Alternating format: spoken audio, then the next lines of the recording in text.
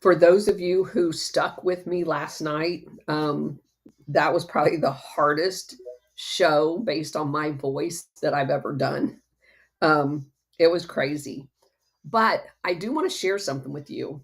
One of the people in the chat yesterday, during our 4 o'clock, told me about this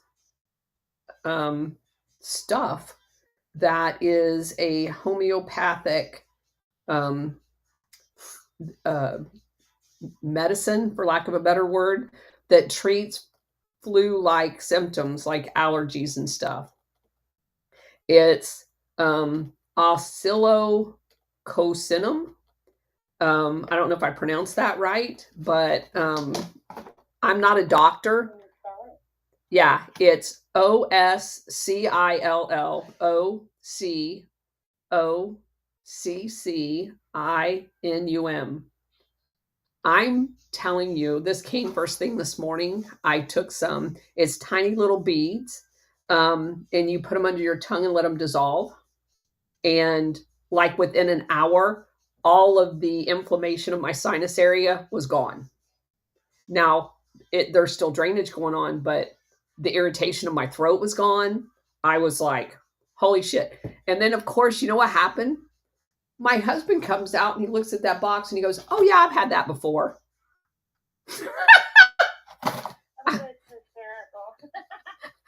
Like, how about you share that shit with me?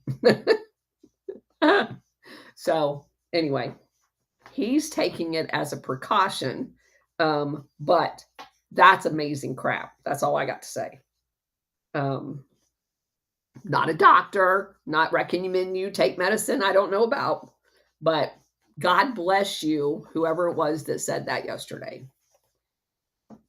Because we've got a very, very important show coming up tonight on the Alpha Warrior show to talk about the Office of Public Safety. And that show is going to knock people's socks off.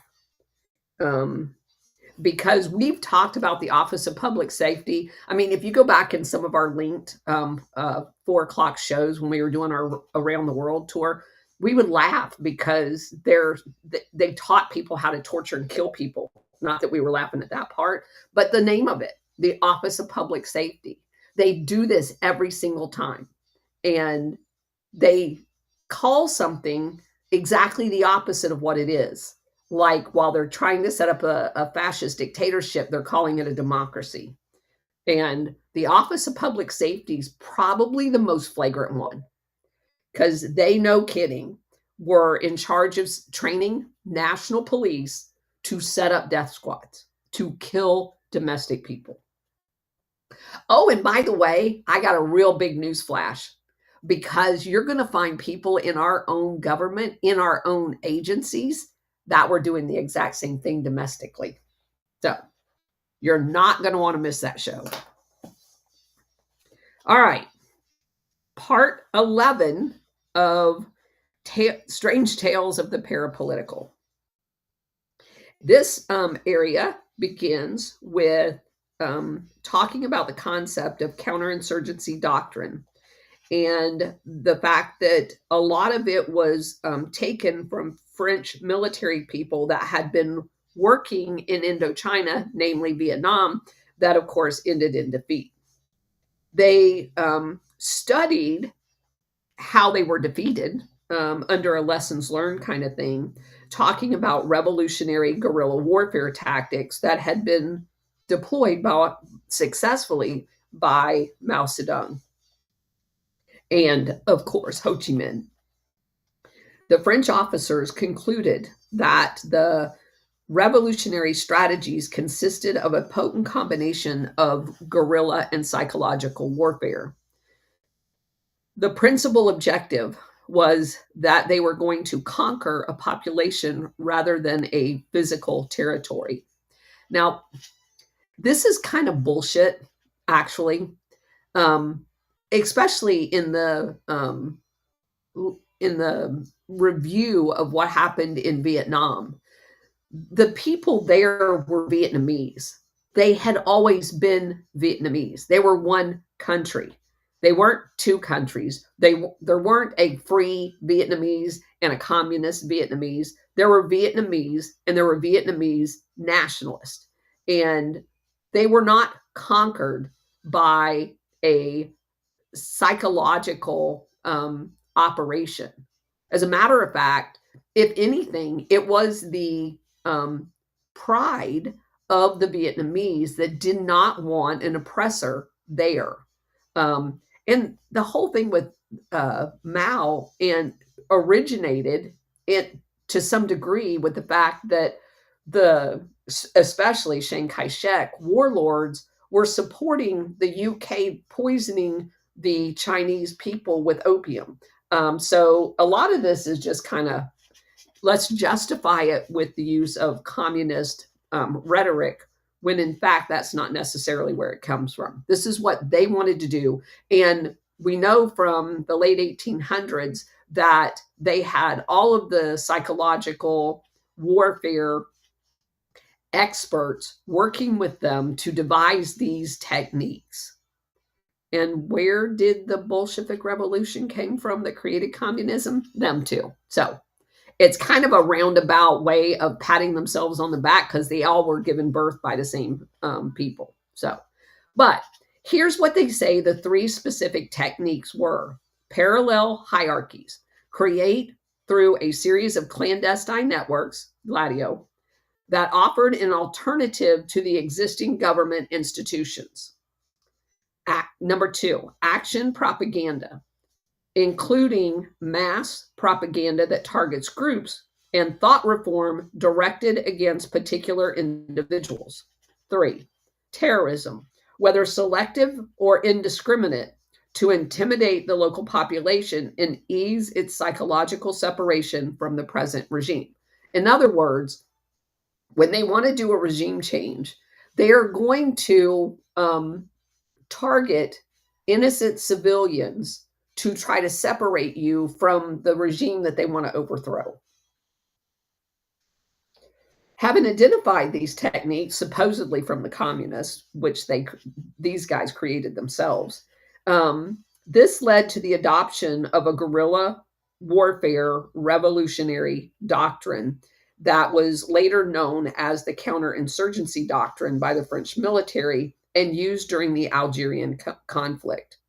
There's much overlap between the guerrilla revolutionary tactic and the strategy of tension because the same people created it. So there was a journalist and an Italian intelligence asset. Imagine that, an Italian intelligence asset who's posing as a journalist. His name was Guido Giannettini, and we've talked about him before, who was generally credited with the key visionary behind strategy of tension. Since the early 1960s, Giannettini had been in contact with French terrorists involved in OAS, which was basically the Gladio unit in France. That's the one that kept trying to kill Charles de Gaulle. And they put an emphasis on parallel hierarchies and the political use of terror. With all that in mind, he goes into the use of 3 private military companies and 1 private intelligence company that participated in the strategy of tension as it related to Operation Gladio, that carried out false flag operations with the insistence of Western security services to further the strategy of tension. The first one that he talks about is DynCorp. DynCorp is one of the earliest modern American private military companies. It traces its origins back to 2 California corporations founded when? In 1946, right after World War II? The first company, Land Air Inc., the second one, California Eastern Airways. The latter one, the Airways one, was set up by a small group returning as World War II pilots that got into the air cargo business. In 1951, they merged and became California Eastern Aviation. That same year, Land Air Inc. procured its first contract field team from the Air Force Logistics Command to provide mission support and depot level repair to U.S. military aircraft and weapon systems around the world. And what's so important about that is that prior to that, all of the maintenance that was done on military aircraft was done inside the military. They didn't contract that out. This was the first contract. These contract field team contracts would form the backbone of DynCorp's business for decades to come. At this point, it is important to emphasize that DynCorp was principally used by the military to service aircraft and some other limited mission supports. DynCorp did not begin to emerge as a security behemoth that we all know today until the 90s.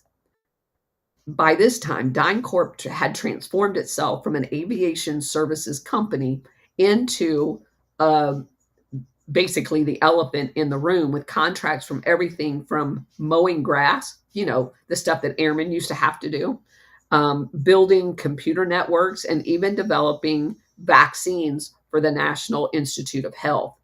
Their information technology work for the federal government is shrouded in mystery. What is known is that almost half of its earnings come from the IT side of its work. The CIA, FBI, and NSA, and other numerous intelligence agencies all use DynCorp in the IT field. The State Department, the Justice Department, the SEC, the CDC have also made DynCorp its IT expert.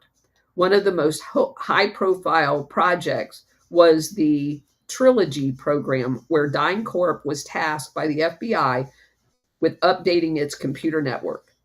It is not DynCorp's IT work, however, that earned its notoriety. There are controversial uses of DynCorp personnel in military roles that have raised eyebrows. The most well-known of these functions are guard services provided in unstable regions. DynCorp famously provided the original security detail for Afghan President Hamid Karzai. This detail grew out of a State Department contract that DynCorp got to provide security for U.S. officials in Jerusalem and Bosnia, and somehow they ended up in Afghanistan. DynCorp was later tasked with providing security for the Iraq Coalition Provisional Authority chief, Paul Bremer. This company set subcontracts out routinely to what was formerly known as Blackwater. Ironically, the Bremer detail would help establish Blackwater as a chief rival to DynCorp. Rival in kind of the friendly sense.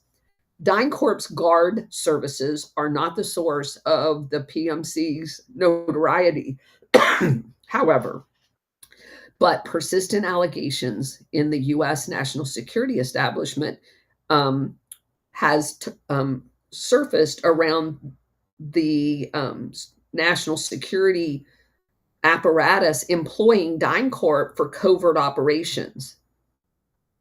Its first foray into this was in Latin America. As far back as 1992, there were 3 DynCorp employees that were assassinated in Peru that were supposedly doing anti-drug missions when everybody else said they were actually doing drug missions. DynCorp paramilitary operations in Latin America received a significant boost in 1999 with the launch of Plan Colombia. It was initiated by Bill Clinton. Plan Colombia was a U.S.-backed foreign aid military and diplomatic mission that was touted to combat drug cartels, but what it actually did was the exact opposite. And we've talked about this when we talked about Colombia in one of our previous shows, that basically this money was used to attack the people inside of Colombia that wanted their farmland back and didn't want to grow drugs. So instead of actually helping those people who were the heroes, the people on the right side of the issue, they attacked them, they labeled them as communist, terrorists, whatever you want to call them, and attacked them. And they used Southcom's military and the U.S. Aid and every other program that they could to fund the attack on the actual rebels, the good people. DynCorp was tapped to fill the void. It is even possible Plan Colombia was intended to formalize DynCorp's efforts in Colombia. A 2003 article published in Wired alleges that DynCorp had been active in Colombia for over 20 years because they helped the CIA set the network up. DynCorp was long denied a combat role in Colombia. Officially, the company, they denied they had a combat role. Officially, they said that their mission was to fly missions to eradicate the opium. Well, they suck at that job. U.S. Representative Jan Skowakowski, a Democrat from Illinois, had indicated that there were, in fact, combat missions that they were flying. And they supposedly had an objective of stamping out the quote-unquote guerrillas in the oil-rich nation. And that really boils down to exactly why the international syndicate was involved in it to begin with, was oil. But the fact that they could grow opium there was kind of like a twofer. Peter Singer, a foreign policy fellow at Brookings Institute, wrote Corporate Warriors and said that DynCorp's mission went well beyond spraying plants. He charged that DynCorp contractors were routinely used in counterinsurgency operations against the Colombian rebel groups. DynCorp personnel were being used in missions typically reserved for U.S. Special Operations Forces. The combat missions were not the only controversy for the company. Unsurprisingly, there are indications that at least some of the contractors employed were engaged in drug trafficking themselves, because that's what their actual mission was. So this is also true in their mission in Ecuador. In September of 2001, a group of peasants from Ecuador filed a lawsuit against DynCorp alleging that the herbicides used by the company in Colombia were drifting over the border into Ecuador and destroying their crops, as well as killing their livestock. And it also killed children. As of 2017, the courts have rejected all of these claims. It wasn't just DynCorp that was involved in Colombia operations. There were also others. During the 1990s, DynCorp had been contracted in Bosnia as part of the international peacekeeping operations there. The withdrawal of the Serbian forces from Kosovo, that's what they were supposed to be doing. In Bosnia, it was hired to provide monitors to the International Police Task Force, which was tasked with, speaking of public safety, training their local police. And basically, there were all kinds of allegations. They were having sex with children there. There's a whistleblower in the UK. Her name was Catherine Bolivac. That was a monitor for the international peacekeeping operations. She had been hired by DynCorp in 99. And as part of her work, she worked with the UN Human Rights Office. She uncovered that many of the DynCorp employees were having sex with slaves, minors, and they were sex trafficking women in the area. She basically told the company, she thought the company would be appalled, and they basically fired her, told her to shut up, ignored her. She later won a whistleblower lawsuit in the UK against DynCorp. In 2011, she published her expose entitled The Whistleblower, Sex Trafficking, Military Contractors, and One Woman's Fight for Justice in 2011. It was later turned into a movie. Even more serious allegations were made by Ben Johnston, a Texan hired by DynCorp to service helicopters in their hangar in Comanche Base Camp, which was then one of two U.S. military bases in Bosnia and Herzegovina. Johnston alleged that his director, supervisor, and fellow employees at the hangar were purchasing weapons and trafficking girls between the ages of 12 and 15 to Serbian mafia dons. His supervisor went so far as to videotape himself raping two young women. Johnston's allegations spurred an investigation by the Army Criminal Investigation Division, whose findings supported Johnston's allegation. But due to the legal waters of private military companies, the Army investigation was turned over to DynCorp, and DynCorp fired many of the people that were involved, to include the guy who whistleblowed. The Texan later filed a racketeering, influence, and corruption organization complaint, a RICO lawsuit against DynCorp, and then DynCorp settled with him without going to trial. So all of these rape victims, and DynCorp was never held to account, and turned around and fired the guy that let him know. Nor was Bosnia the only instance that DynCorp employees were being linked to pedophilia and sex trafficking. In Colombia, a videotape emerged showing DynCorp contractors sexually violating underage girls. In Afghanistan, the company was accused of providing party favors for what is called a baka bazi. And that is basically an Afghan tradition of men raping little boys. And supposedly DynCorp was encouraging that and giving favors for that to occur. In 2009, DynCorp apparently staged a bakabazi in one of the provinces for an Afghan police recruit. The company had been tasked with training.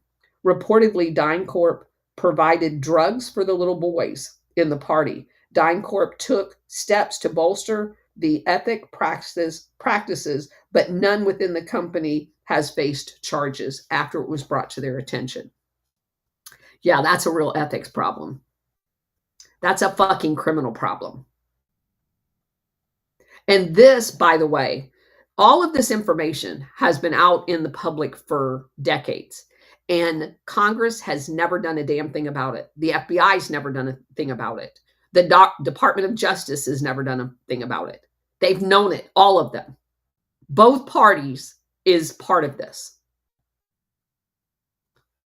For nearly 2 decades, DynCorp contractors have been repeatedly linked to drug and arms trafficking, pedophilia, and sex trafficking. All of this come amidst the backdrop of corporations linked to highly secretive IT efforts and covert operations. Now, isn't that an interesting connection? That you have pedophilia, you have sex trafficking, and these guys fucking control the IT networks of some of the most significant. Oh, so like they could plant pedophilia information on people's computers that are connected to these systems, and they're involved in covert operations?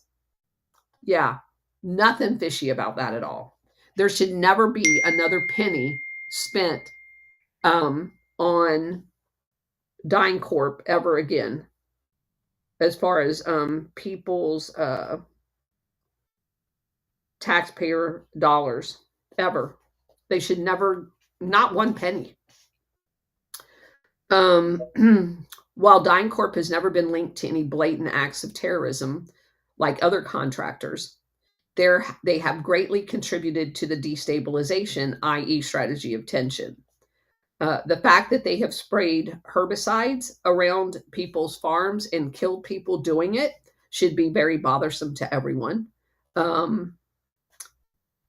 Long-term health effects, whatever. And of course, all of that can be construed as acts of terror, because it's basically using a biological weapon in order to facilitate people to stay away. And that's basically what these things are being used as.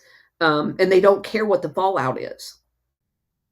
The next one that he talks about is Blackwater. It was formerly known as Blackwater. As we know, it's changed its name. This is no doubt due to the fact that it was a large, let's see, while DynCorp had at times displayed Republican leanings, there is no question that they had made many inroads in Democrats' area as well. Plan Colombia and peacekeeping efforts in Bosnia were both greenlighted under the Clinton administration. DynCorp generally split its political donations in both parties. Blackwater, however, came out strongly in favor of the Republican Party, uh, mainly because of his family, because his dad, Edgar Prince, was a longtime Christian right Republican Party, according to the author. He also helped fund the Family Research Council, which was James Dobson's Focus on the Family initiative. Elsa Prince, his mother, was also a backer of the Council of National Policy, a highly secretive think tank envisioned. Basically, it's the touted as the Christian right version of the CFR. And then obviously we have Betsy Prince, DeVos family, the owners of Amway and the owners of the Orlando Magic, hence the Amway Arena, and the whole Amway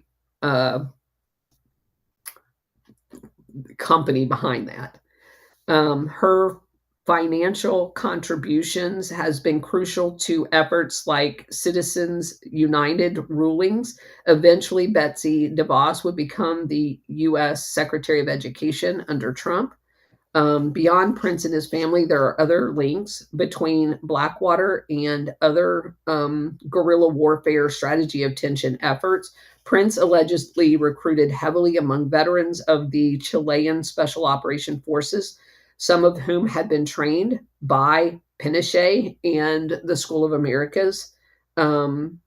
He basically hired a whole bunch of the people that were doing the terror regime in Chile as contractors for Blackwater, just like the CIA hired the Cuban exiles as contractors for their Operation Gladio. The Chilean military regime looked close to various elements of what was called Black International for support. That was a company as well. One institution which answered the call was Agenter Press. And remember, Agenter Press is Portugal's Operation Gladio cell. And it was a worldwide effort to do Operation Gladio. Agenter Press made significant use out of the French OAS, their Operation Gladio people as well. What's more, the military officers from Chile who had been personally trained by OAS as well. So it's kind of like keeping it all in the family. As far as strategy of tension is concerned, the DINA, which is their Chilean secret service or security service, whatever you want to call it, that worked for Pinochet, actively recruited Italian fascist terrorists from their Gladio program as well. So Chile was all open. It was like, give me some Portugal guys, give me some French guys, give me some Italian guys. And that is how we tied Operation Condor to Operation Gladio, because they used all the same people. In addition to the Chileans, Prince also had a lot of dealings with executive outcome, which we talked about yesterday or the day before. In 2010, while still Blackwater's chairman of the board, Prince helped a private military company known as Saracens, SARACEN International. It would later become Sterling corporate services, win contracts in Somalia to train troops to guard the nation leaders and battle their supposed pirates and Islamic militants. Some reports indicate the prince himself was the one bankrolling Saracen. The reader will recall that Saracen was one of the early executive outcome stay behind companies that provided security in Africa after the executive outcome had departed. It had begun as a subsidiary of Strategic Resources Corporation, which was also owned by Executive Outcomes. So basically, it's just a bunch of shell companies. It's all the same people. Prior to hooking up with Prince, Saracen had put a bid in again to the World Wildlife Fund for military-style protection of its game reserves in the Congo. This was reportedly a part of the World Wildlife Fund's effort to protect quote unquote rhinos. We know that's not what it was doing. So, at the time Saracen was in league with Prince, it was managed by Lafras, Lafras, Luiting, Luiting, who was a veteran of Executive Outcomes Angola campaign. Luiting would later become a key figure at Executive Outcomes. Prior to joining this whole racket, he had served in the South African Special Forces, which of course was used in order to attack Angola by the US. So, there you have it.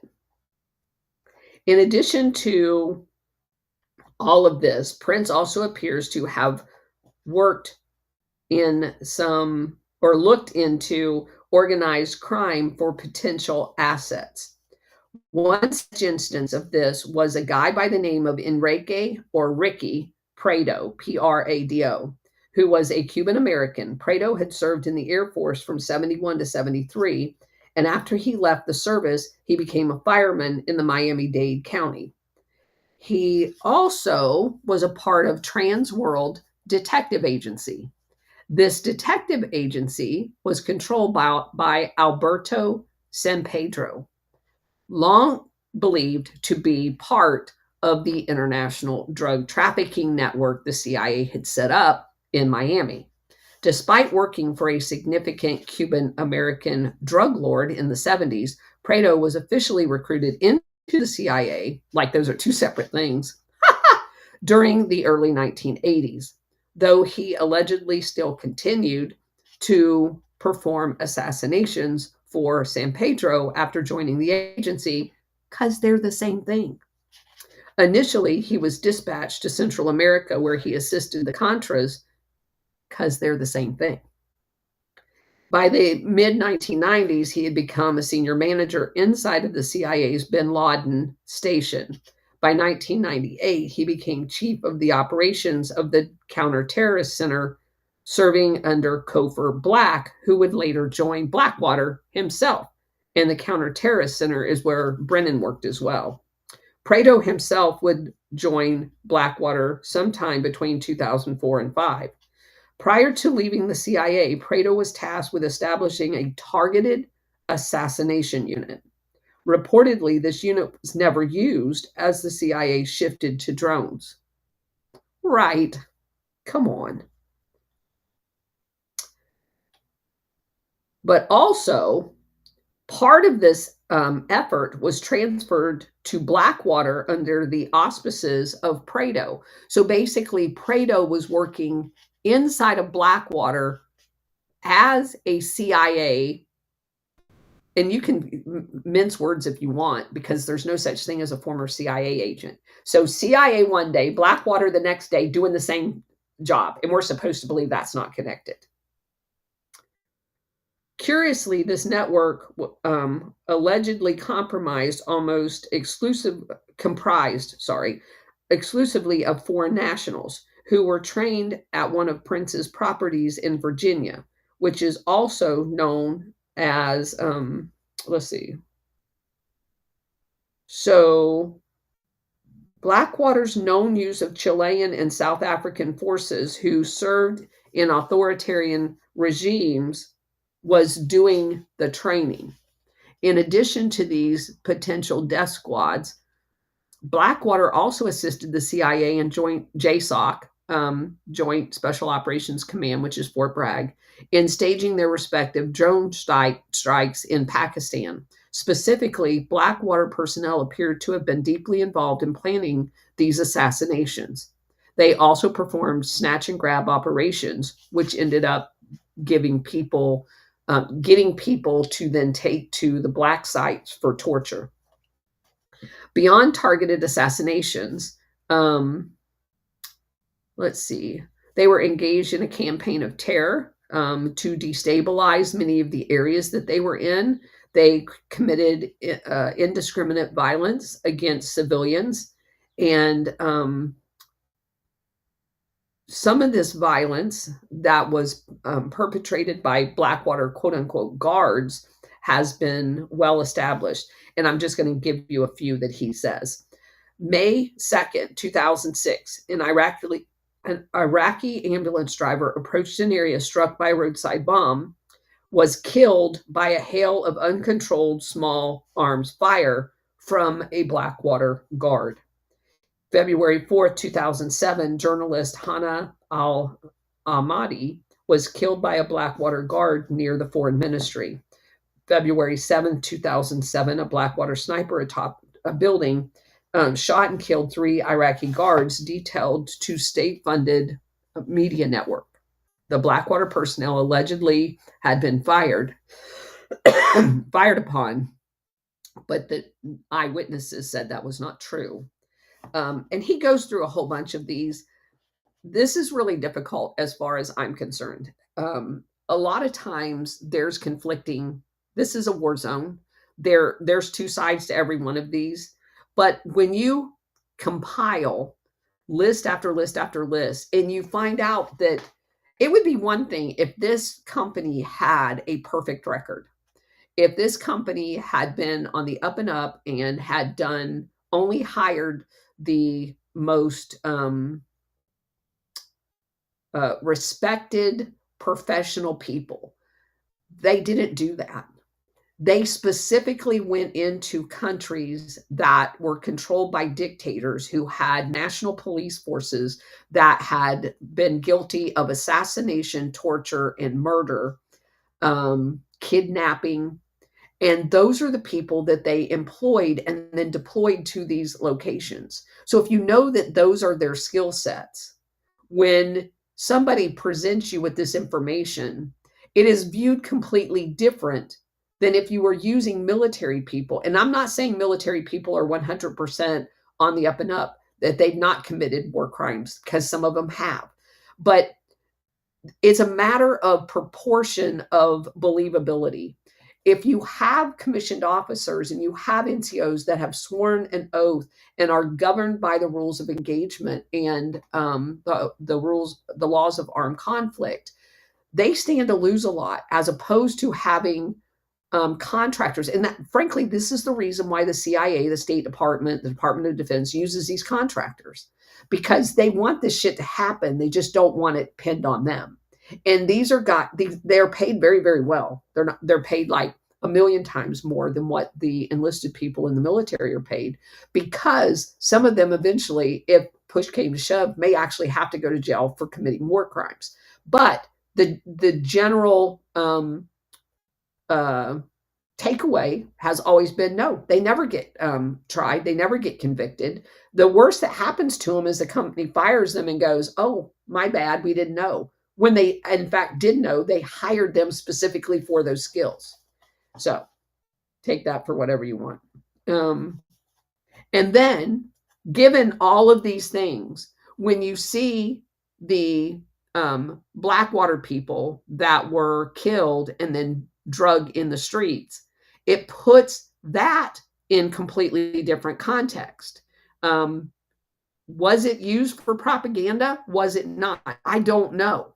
But I'm saying once you understand who these people use and what they are doing and what their purpose is there, it literally changes the way you see everything that is put on your television. So, in the original form, the strategy of tension sought to use terrorism committed by both sides, framing it as a left and right issue, to reinforce or set up security force nation states, i.e., fascism. In Iraq, this does not appear to have been the case. Indeed, the actions of Blackwater and other private military companies arguably undermined the efforts of the U.S. military and the Iraqi government to restore order.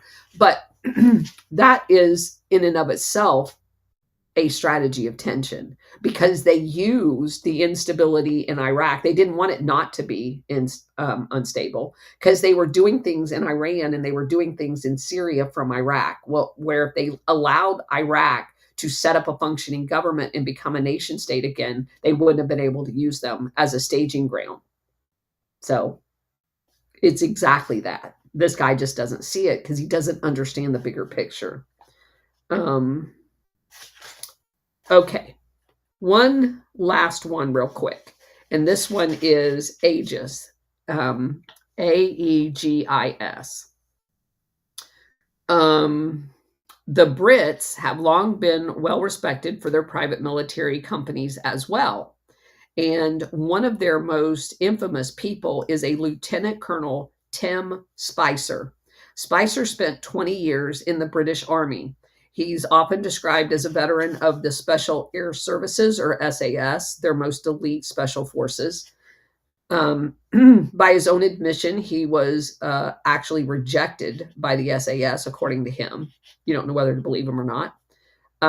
But he did take combat service courses that would have normally been reserved just for that unit. He spent the bulk of his career in the Scots Guard, seeing combat several times. He was in the Falklands. He also, was in the Iraq War and in Bosnia. During the early 1990s, Spicer got his first taste of controversy with his Scot Guards had been deployed to Ireland as part of the Troubles. On September 4th, 1992, two of the guardsmen under Spicer's charge murdered a civilian by shooting them in the back. Spicer would vigorously defend their action, even testifying on their behalf. After being convicted of murder, both of his guardsmen were released from prison in 1998. Spicer later argued for their reinstatement back into the Scot Guard. Upon retiring from the armed forces in 1995, Spicer began discussions for what would become his first private military company. It was known as Sandline International, and it was founded during the following year. Amusingly, the early PR push for Sandline featured one of the earliest uses of the term private military company, while it worked to rebrand mercenaries as contractors. In theory, this more corporatized terminology would add legitimacy to the effort. Again, those PR companies comes in handy when you're trying to do covert operations. Spicer received early backing from a guy by the name of Simon Mann and another helper, Tony Buckingham. They were SAS men who had helped launch Executive Outcome. Mann had originally offered Spicer a role in Executive Outcomes, but he had declined. Over the years, there had been much question as to the extent of overlap between the two. Some sources allege that they were actually linked, and that EO founder Eben, E-E-B-E-N, Barlow, had downplayed the ties to make them appear as two separate units. Sandline subcontracted EO Executive Outcomes for at least one operation that the author found about, and that was in Papua New Guinea. The London branch of the Executive Outcomes had been registered with an organization called Branch Heritage Group in 1993. When Sandline was launched in 1996, it was also owned by the same group. Huh, like it's two apples on the same tree. So that's a little weird. Spicer's tenure at Sandline was a brief but highly eventful one. First, he was involved in the Papua New Guinea debacle, in which Spicer's client was overthrown after the nation's military learned of Sandline's involvement. Whoops. Effectively, Spicer and his merry band had toppled the government they had been hired to protect. That's hilarious. Spicer himself was arrested by the military and brought before an inquiry. He successfully sued the nation for funds owed after he was released. Spicer's efforts to support, efforts in PNG were supported by Tony Buckingham, who appeared to have been running the same type of scheme with executive outcomes in Africa. And the PNG's negotiations with Sandline, Buckingham opened up talks with Pacific Island nations, buying interest in the mines, and Sandline would soon then liberate the mines. That's actually a very interesting. So now we've combined the international syndicate with the Operation Gladio under one company. So we're going to own the mine and conduct the covert operations to take over the mine. Brilliant. Said no one ever.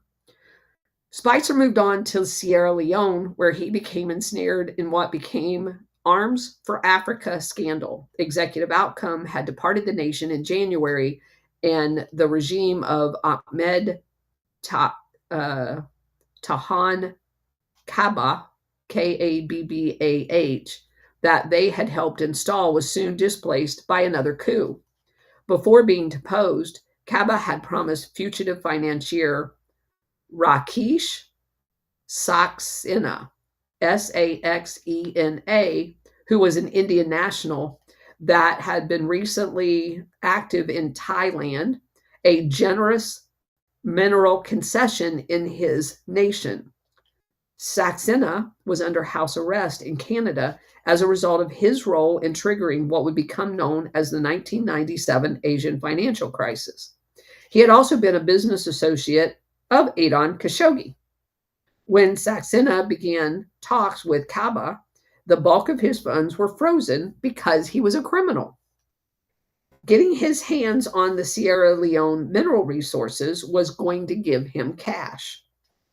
Despite his hardship, Saxena was prepared to donate $10 million to Kabbah to pad the deal. Saxena was only able to produce 1.5 million of the promised 10, but Spicer decided these funds were more than sufficient for him to start work. Initially, things went well, using many of the tactics as Executive Outcomes had used, working on behalf of another company called Lifeline, who would provide intelligence gathering and training to assist Sandline. Sandline trained and equipped Kamajar units loyal to Kabbah and received assistance from a Nigerian force as part of a UN mission. Sandline's plan was a success, with a counter coup driving the rebel forces from the capital. It was in the aftermath that things blew up. In this instance, Spicer was accused of procuring 30 tons of Bulgarian arms for Ahmed Taba, the president in exile, despite Sierra Leone being under a UN arms embargo. To bypass the embargo, he arranged for the arms to be transferred to Nigeria first, and then they were going to pass them to Kabbah's government. Spicer had secured approval for these efforts from the UK Foreign Office to do it, which of course they later denied. Sandline was able to prove their charges and ensured the scandal would have implications for the Tony Blair prime minister. Spicer left Sandline in 1999. The next few years were austere. After a series of lackluster security firms, Spicer founded Aegis, AEGIS Defense Services in 2002, which just so happened to coincide with the Second Iraqi War. That's weird. Aegis got a contract for doing consulting with Disney Cruise Lines. What? You mean the one that goes by Epstein Island and does snorkeling there? That's really weird. In September 2003, Spicer met with the Circle, a powerful network in Europe, part of the Bilderberg network. And the reader will recall that the Circle complex has ties to all of Britain's higher ups, as well as the Netherlands and everybody else all over Germany. So, Colonel David Sterling again, we have the Circle and all of their contacts being in bed with this Spicer guy.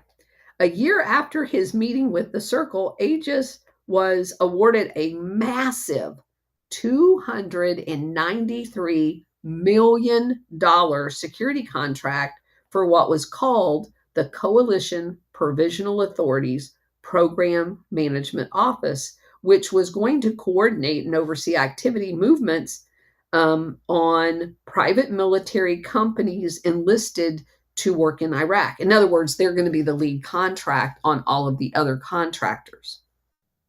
It was at this time the largest security contract that had ever been awarded as part of that occupation. Overnight, they went from nothing to everything as a result on the global war on terror. That contract had taken us from a small organization to a big one, Spicer said. Needless to say, many industry insiders were baffled how a man with Spicer's track record, who failed at everything, ended up with this contract. Prior to 9/11, Spicer had held had been held in such esteem by the U.S. government that he was once chained to a chair while officials sorted out his purpose of even being in the United States. To further complicate matters, Spicer was investigated for involvement in a thing called the Wonga coup, WONGA, sponsored by his former business partner, Simon Mann, that was going on when he was awarded the Iraq contract. No doubt Spicer's contact with the Circle, as well as his friends at the Coalition Provisional Authority, helped. Aegis's bid, at the time he made the bid, Spicer's longtime friend and mentor, General Tony Hunter Choate, so it's Hunter-CHOAT, headed the security for the Project Management Office and is credited for aiding Spicer to get the contract. Hunter Choate served in the British SAS for over 20 years. His military career began with the French Foreign Legion. And he reportedly served with numerous Germans and SS troops because he was actually part of the Algerian fight to keep it a slave colony. He also participated in some of the efforts to overthrow Charles de Gaulle. So he has quite the checkered past and just the perfect person to be working on something like this.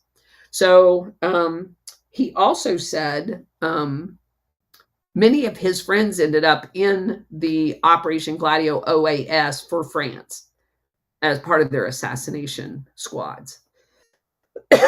Given this background, the presence of Hunter Choate in the Coalition Provisional Authority and working with Spicer makes all of this look very Operation Gladio-ish. In 2005, several videos were posted online by former Aegis employees that displayed private security contractors randomly firing at civilian vehicles on an Iraqi highway. While in subsequent investigation, the U.S. Army Criminal Investigations determined that no crimes had been committed, even though they had a video of it. Of course, it wasn't just Aegis's um, employees who randomly fired at civilian vehicles. As noted above, Blackwater contractors did it as well. Let's see.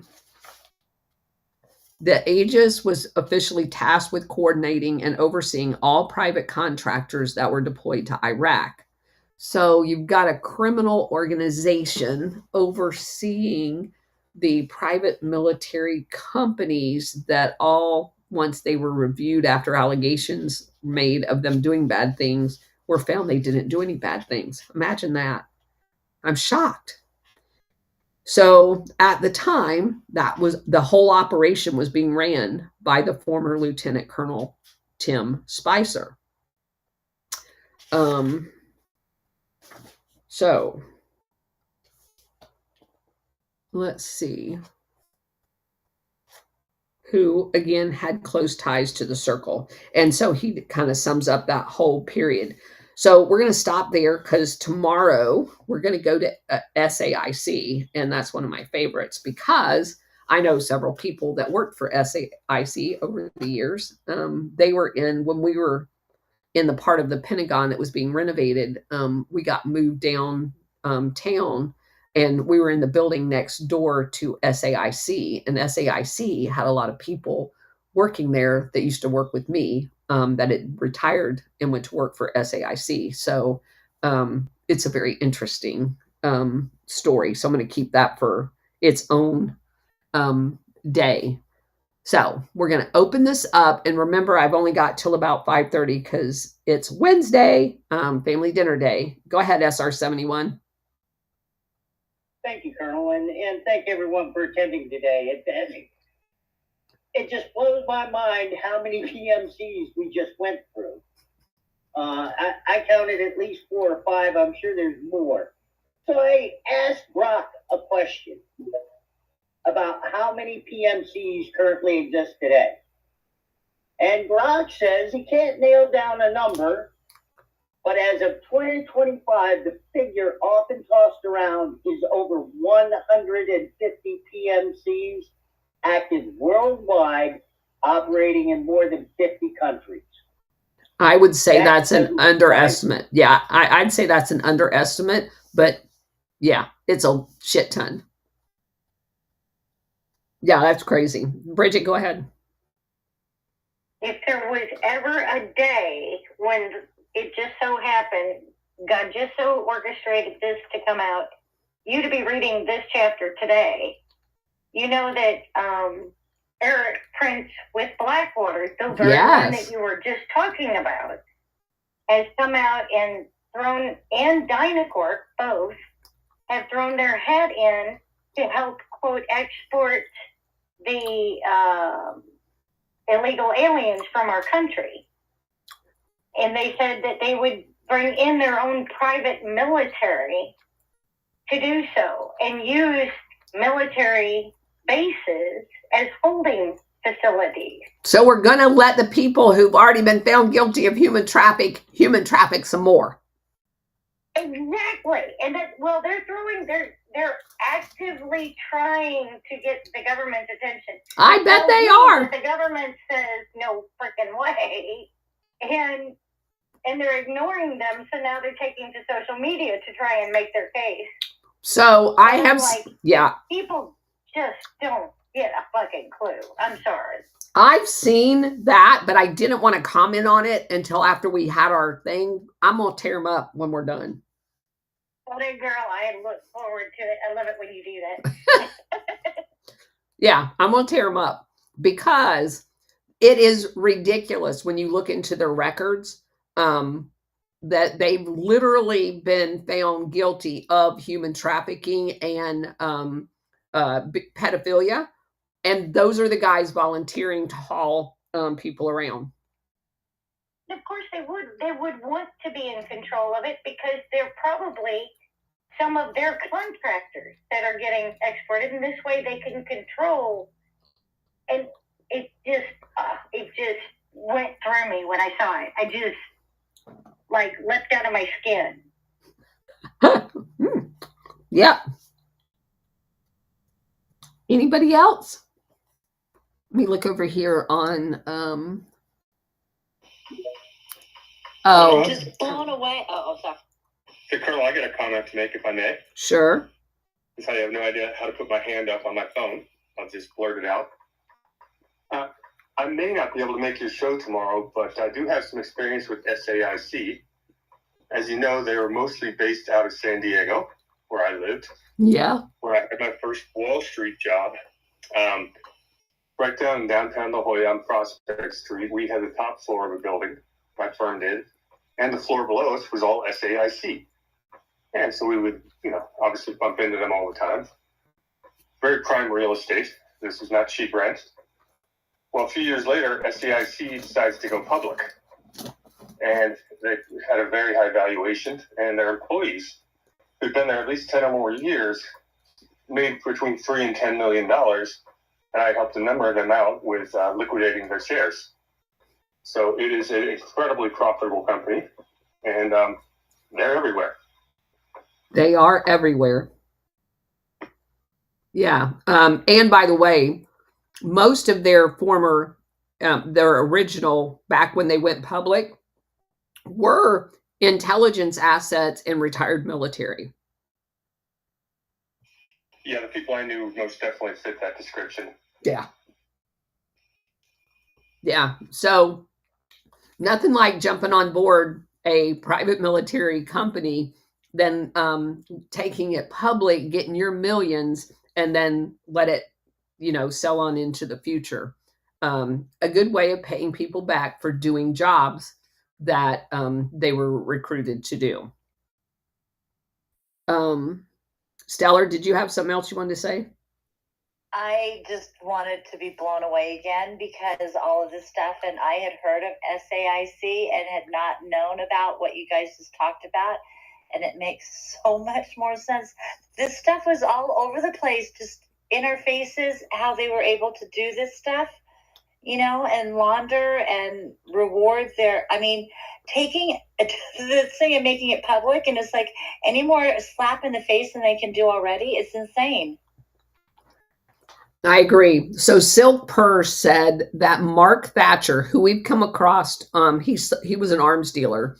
Margaret Thatcher's son was involved in the Wonga failed coup with Simon Mann, but Simon Mann went to jail and Thatcher didn't. Does that surprise anybody? No. Okay, so yeah, Mayor Sarge said that I already said we're not going to have a space tomorrow, so that was my bad. We're not going to do SAIC tomorrow. Let's see. SR has his hand up. Okay, hold on. Carrie? Hold on. I'm not going to be able to do one on Friday either because the Strawberry Festival. So I don't know, Mayor Sarge. I don't have. I have it on for tomorrow, but I don't have it on for Friday. So I think I'll be able to squeeze it in tomorrow, but definitely on Friday we're not doing one. Carrie, go ahead. Yeah, Tucker had Eric Prince on not that long ago. He was like trying to sell some new cell phone service that I was like, oh my God, dude, are you insane? And Tucker was like, he said Eric Prince is his best friend. Anyway, I have a question. Wasn't Eric Prince or Blackwater convicted and of like, I don't know exactly what, but also then someone let them out of prison, commuted their sentence or something? Am I mistaken? I don't know. I haven't looked any of that up. I know that they were indicted for some incidences that happened in Iraq, but Let's see. I'll look it up and put it in the bill. I Okay, seem to recall that. Thanks. sure. Yeah, for the one that I was just talking about, where 17 people were killed and 20 injured, um, they were charged, and let's see, 4 employees were charged and tried and convicted in federal court. One of murder, the other 3 of manslaughter, and all 4 convicted were pardoned by Donald Trump. So there you go. SR 71. I was just sitting here and thinking about something and all of these PMCs. And it just occurred to me what's really, what I find, I guess, a little disheartening and probably, I hate to be correct in this, but given what's been going on over the last few decades with wars everywhere that we've been, along with our allies, I can now understand why the number of PMCs. We have grown up in a warmongering society. Well, and it just, go ahead. it's sad. So I would tell you that I think the PMCs are Operation Gladio in a business model, right? If you think about it, I agree on that point, but I mean, what do all our troops do when they leave? When they finally get out of the military, or something else comes along where they have to get out of the military, what do? And my concern is, where do they go? They go to the PMCs. We see that specifically in the higher echelon. I mean, the higher echelons only have a certain amount of jobs, right?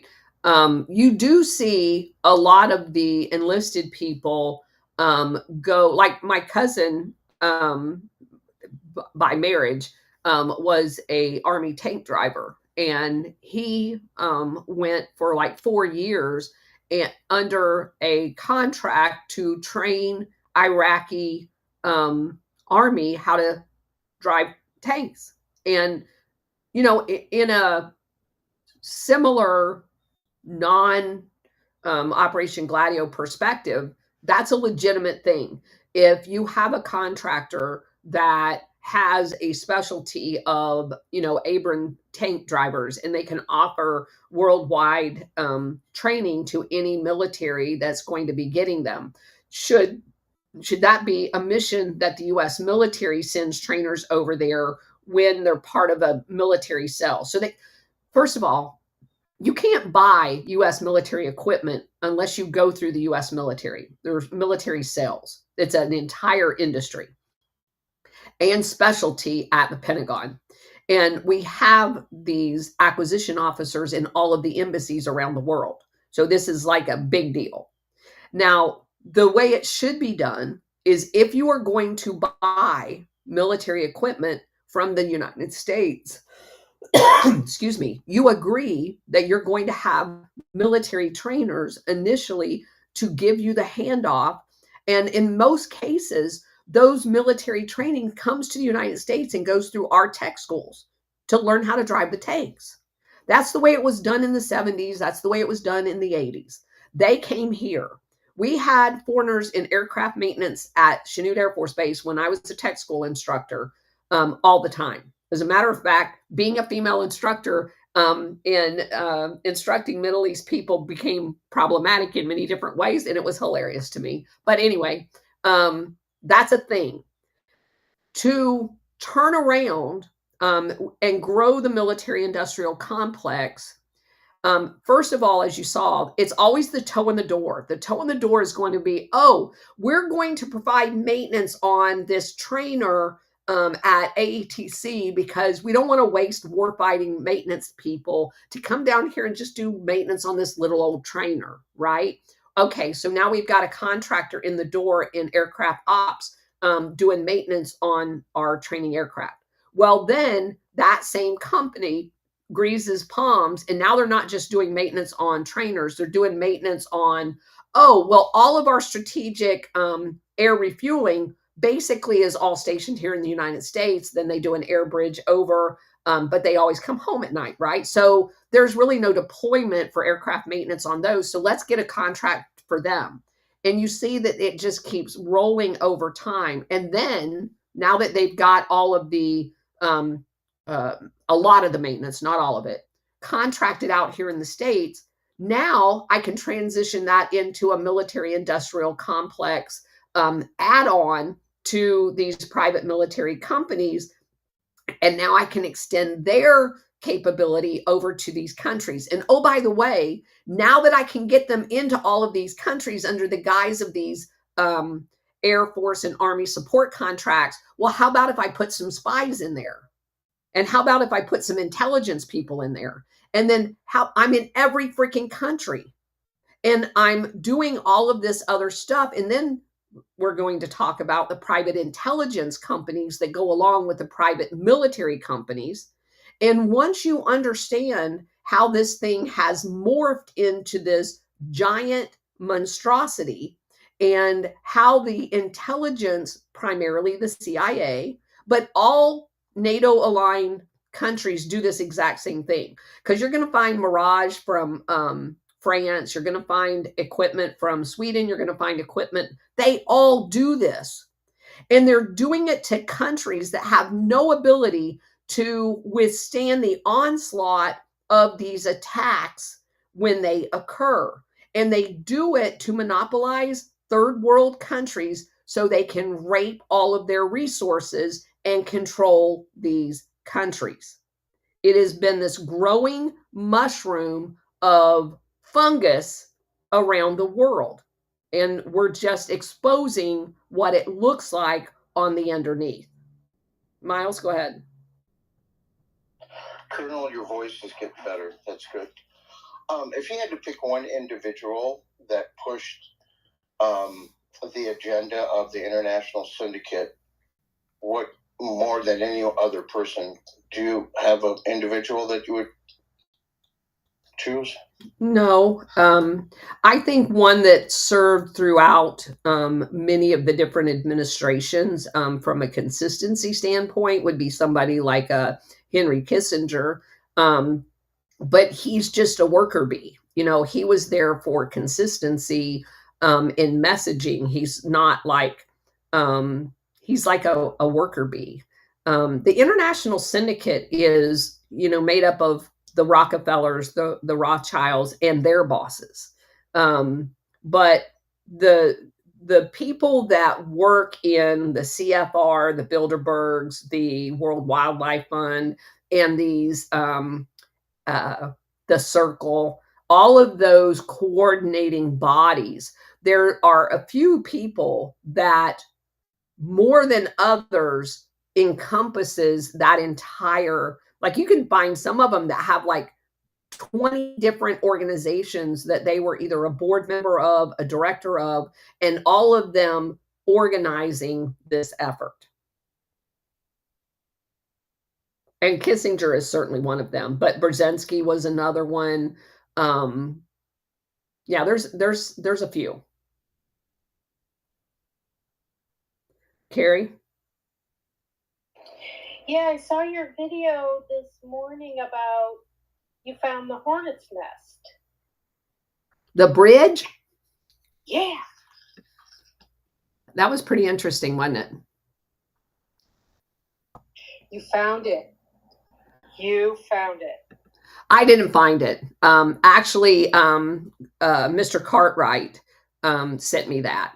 The guy that wrote the Richie Boy, that's what I was saying yesterday in our show. I did not find that. He sent that to me and said if we were going to talk about the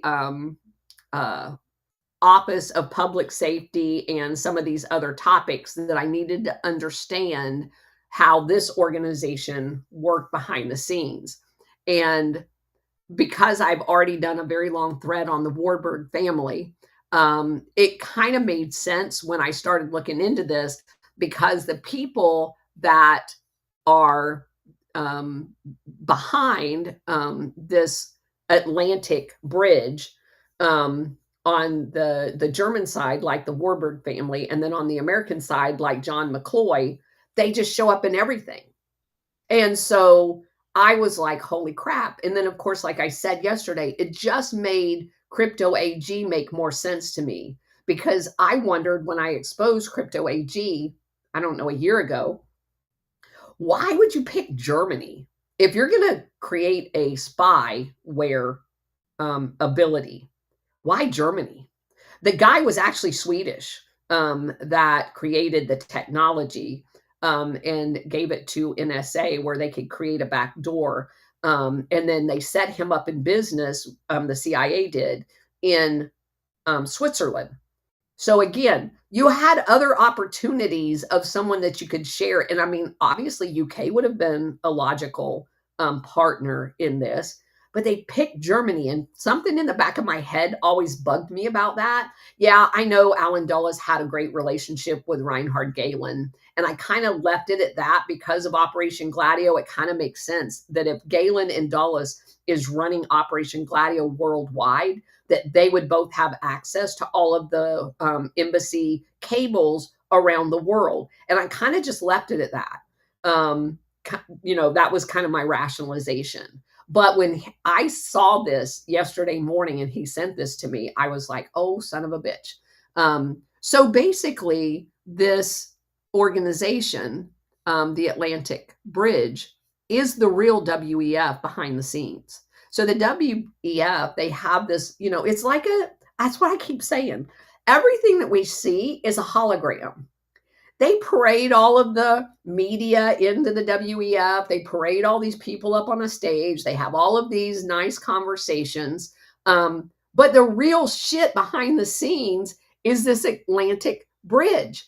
And these guys are no kidding. If you look at who they produced, who their actual, and for those of you who don't know, the WEF Young Leaders Program that everybody likes to jump on going, oh my God, Tulsi Gabbard was a young leader. No, she was not. The WEF Young Leaders Program is bullshit. What they do is, it's a hologram. They come up with people that they send an email to that's kind of like the Nigerian Prince email, right? It's like, hey, we're this great organization and we do great things. And if you want to join, it's like $25,000. And we'll be like your baby daddy for getting into politics and all this other crap. But it's not like someone applied to it and got selected. It's like fishing. They're just throwing a line out there trying to get people into it. The Young Leaders Program in the Atlantic Bridge is exactly the opposite. They have, for 60 positions, on average, they get over 500 applicants every year. They pick 30 Americans and 30 Germans. And you have people like Chuck Schumer as a graduate of this thing.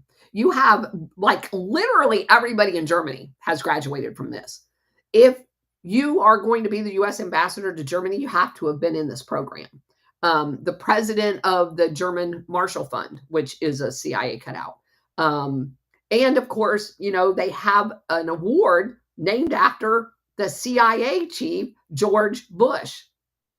So it was crazy. Angela Merkel, Henry Kissinger, all of these people are part of this organization. And then you realize once you start seeing who's all involved in it, that this was the real powerhouse, not the WEF. But it does look a lot like the WEF. Miles, go ahead. To the audience, we're super lucky at this time that we have these history nerds. I was nerding out with Gordon yesterday when he was on the Book of Trump doing a show by himself. Colonel, do you ever talk to Gordon about what I think is really important right now about what's happening in the Middle East and who the power brokers are? But we're just lucky. I've been following Gordon since he was doing shows with Ron Pertain.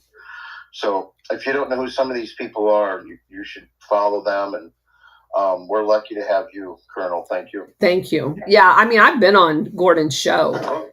We just did a show this morning with Gordon on Badlands Media, and we hit on some of those topics. He's been a good friend of mine for many years, and he's an outstanding researcher. So I'm glad you're following. He's a good guy, too. Ghost of Base Patrick Henry. And Warhamster and I both have been on his show several times.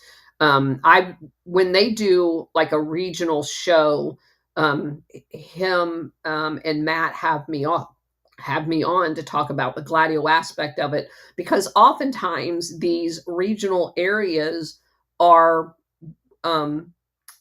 in chaos because of Operation Gladio coups and the fallout from them. And so they literally go hand in hand. And yes, he is a great historian. Okay. Anybody else? As is Warhamster. If you guys are not following him, you definitely need to. Southern, go ahead. I have a question. I stumbled across the Atlantic Bridge because I've always looked at World Economic Forum as like a marketing arm. Hi, come see us, give us money, and we're out here to solve your economic problems. But, you know, going through the history with David Rockefeller and his Henry Kissinger, you know, was an acolyte of David Rockefeller. Who do we have that today? Who is Kissinger right now in the government? Are you asking me that? Yeah. I don't think we have anybody that's like, I mean, we have people that they consider themselves Kissinger like, but I don't. I mean, you could ask Bolton, he'll think he's Kissinger like. Right, that's what I'm saying. He's a joke. He is a joke. But that's kind of, I think Kissinger was a criminal. So I think Brzezinski was a criminal. So we have lots of those kind of criminal people, you know. Yes, but he had such an effect on shaping global politics and our relationships and everything. Do we have another one like that right now? That kind of power that he held. Well, he's a terrifying person and violent. God bless him. But I look around, I just see a lot of cardboard figures. And yeah, I mean, I don't think we have people of that statesmanship refined, but I would have to be able to like look through some of the more recent, because there's people like Richard Pearl. A lot of people in that line of work are not known at the level of which because basically everything that they did overtly has transitioned into covertly. So you have all of these people still doing these things, but you don't know their names. Yeah. I think Norm Eisen thinks he's that guy, but he's a cardboard as well. But he does sit in a nice chair for control. But he's a weak man. Well, but you have people like John Kerry that has been throughout all of these different roles and been very useful to them. So, you know, he's not without influence, unfortunately. Yeah.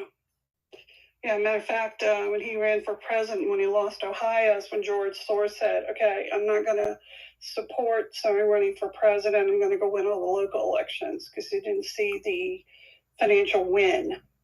But as we move forward with more of this becoming daylight and what Trump and Elon are trying to do we have a reasonable expectation if we can keep Republicans in power for at least the next 12 years, we can clean this out enough? Oh, absolutely. I don't think it'll. What you have to do is chop off their Mhm. funding. When you chop off their funding, which is happening right now, a Yeah, lot of the other stuff downstream is going to happen. But yeah. obviously, you have to be able to control their drug network, their weapons network, Mhm. and the human trafficking. Yeah, and But it yeah, all starts with the money. well, and that's something I saw was done very smartly, cutting all the funds out for 90 days for USAID. And now you've got 62 NGOs in Brussels begging for money, and the source is not happy. So that's a good sign. Yes. That's a good sign. But it's just like, we don't realize that we were the ants. We were the ants, and we are the ants. There is so much that's happened at so many different levels. Just even the Trilateral Commission. We're thinking we're negotiating contracts. David Rockefeller made sure he had the right people on both sides of the contract. It's just unbelievable, the control that's been in our country. But who's at the top of all this? What do you call it? You said something the other day about international council or something. No, but the international syndicate. It's a crime syndicate. Okay, and that is basically the top of the food chain. So the way I define it is that there are organizations like the Rockefellers, the Carnegies, the Fords, the Rothschilds. All of those people are like the first of two layers. Those people, because of their active role in orchestrating regime changes and W.R. Grace and the corporations that they control, Standard Oil, you see behind a lot of them, PepsiCo. Back in the day, it was Sears and Roebuck, which was a shock to me, Robert Woods. And wow. Yes. That's right. I've never seen that before.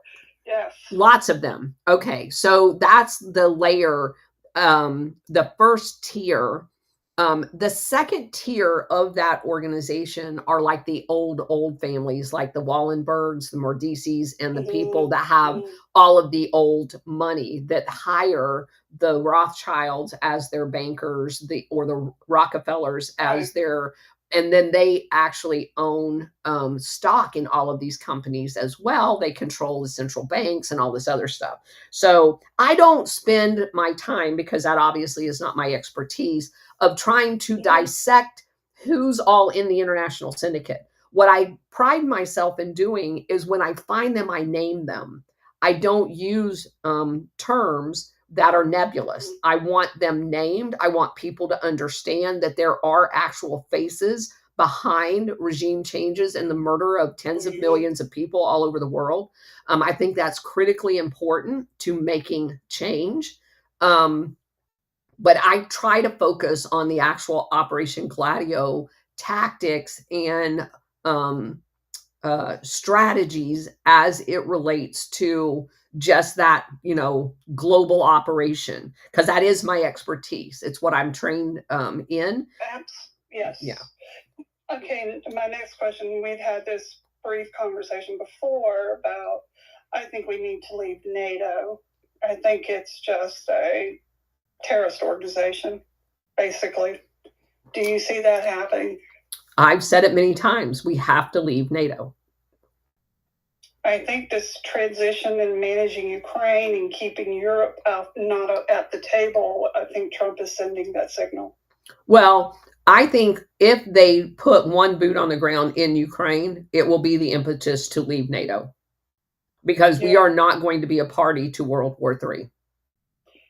Do you think they realize that? Because 7 leaders showed up to talk to Zelensky, and now he's saying, I was told I could just keep the money. I didn't have to repay the money. He's an idiot. I'm sure they know it. Okay. All right, guys, I got to run. Thank you so much, Colonel. Sure. Miles, then SR-71, then we got to go. All right, real quick. Talking about a hologram, we know it looks real, but it's not. So this new CR that they're working at, I don't understand, and maybe Stella can help out on this. How are they creating this money that because it's not real. It's a hologram. It's really confusing to me trying to figure out how they're manufacturing all this money that they're talking about. Where's it coming from? That's That's a war hamster one, but they just make it out of thin air. They've been doing that for over 70 years now. yeah, they just print it. That's a story for another day. I don't have time for that. Okay. SR-71, go ahead. Thank you, Colonel. And 100% on leaving NATO. I did see an article in the Hill today that the Trump administration on Sunday told USAID staffers it would be firing 1,600 employees and placing all but a fraction of employees on administrative leave. There's going to be a group of roughly 4,200 people left. Yeah, there should be zero. Or 4,200 people that are being placed on administrative leave, with 1,600 being fired at the moment. Cool. Hopefully they're all gone. Yeah. Actually, they're in their offices today cleaning out their desk at USAID. Cool. All right, guys, thank you for being here. I honestly appreciate this more than you guys could know. So No. We appreciate you. You're helping us learn so we can help save our country and take care of our children. amen. Amen. So thank you, Colonel. No We can problem. never thank you enough. You have no idea. Absolutely. Thank you so much. Absolutely. You guys take care. And I do believe we will have a show tomorrow at 4. Just kind of stay with me. My daughter's coming in from Austin tonight. And I will be with Alpha talking about the Office of Public Safety tonight at 9:30. So God bless. See you guys later. Saving the world one day at a time. I cut Stellar off. Whoops. Okay, guys, I got to go. Thank you all.